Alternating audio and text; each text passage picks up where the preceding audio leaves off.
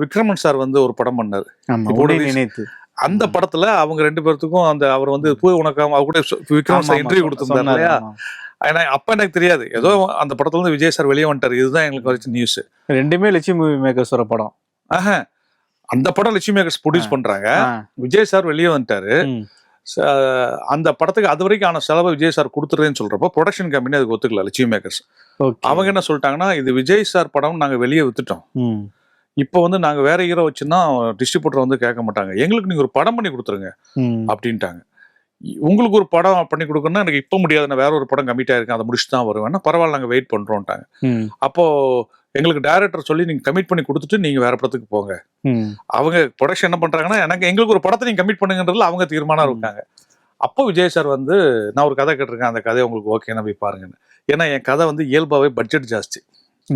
So என்னையும் அனுப்புறாங்க. நான் போய் லட்சுமி மேக்கர்ஸ் சொன்னா அவங்க ஓகேன்ட்டாங்க.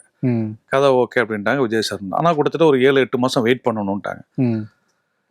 சரின்னு சொல்லி அந்த படத்தை கமிட் பண்ணி 7-8 மாசம் நான் டிஸ்கஷன் மட்டுமே இந்த கதையை பண்ணிட்டு இருந்தேன். அதுலதான் வடிவேல் நான் காமெடி எல்லாம் அப்பதான் பேக் பண்றேன்.